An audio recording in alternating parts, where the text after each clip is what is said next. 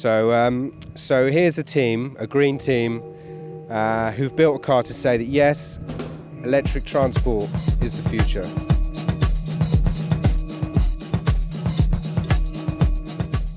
Okay, so this is Graham from Drayson Racing, and I'm just going to ask you, Graham, if you could introduce the car and just tell us a brief bit about its power source. Certainly.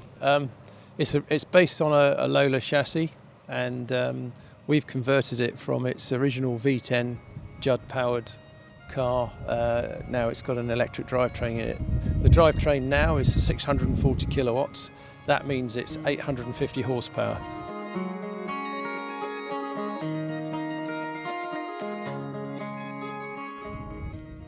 If you were to compare the technology that's available in terms of pure electric power on a racing car to let's say, a Formula One car, is there potential for an electric car with development to be able to lap quicker or as fast as a Formula One car around one of the circuits that we see them racing?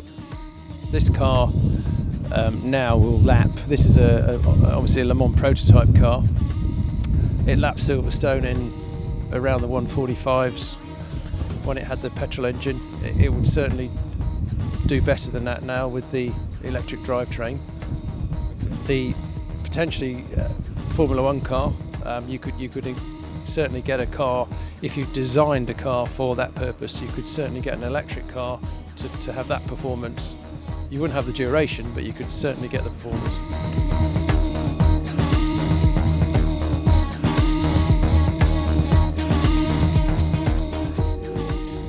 Alright, so we're looking at a little electric car here, and basically it's a really great alternative to a normal petrol-powered car. This is the Smart third generation.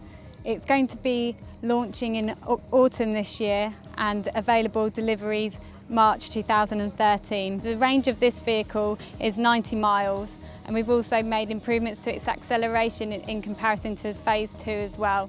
Charge is about 8 hours, or we're going to offer a smart fast charge option for about £2,000, which you can charge for an hour. The government offered 25% off the cost of the car, so you're looking up to £5,000.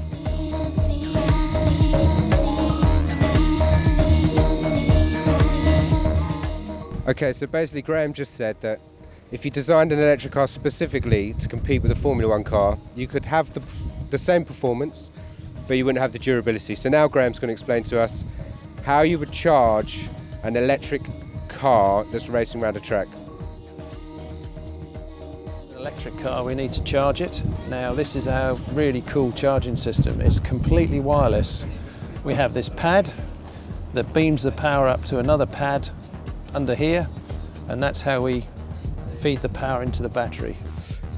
So that's dynamic wireless charging. So basically it means that if when they lay roads in the future, they put these charging pads underneath it, it basically means that as you're driving along, you could potentially recharge your batteries. But a more simplified version of that would be, for example, they could have charging pads at traffic lights. So as you're stationary waiting for the traffic lights to change, your car would be getting charged. If you went to the supermarket, you could park in a bay, and while you're doing your shopping, your car would become fully charged.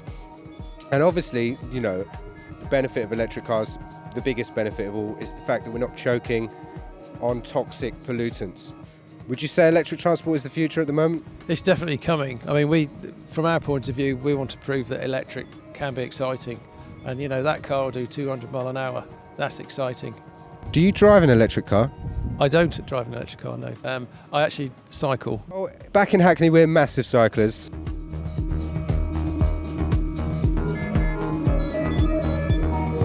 So we're going to take a look around the car now, and I'd like to thank you very much for your time, Graham. That's all right. Cheers.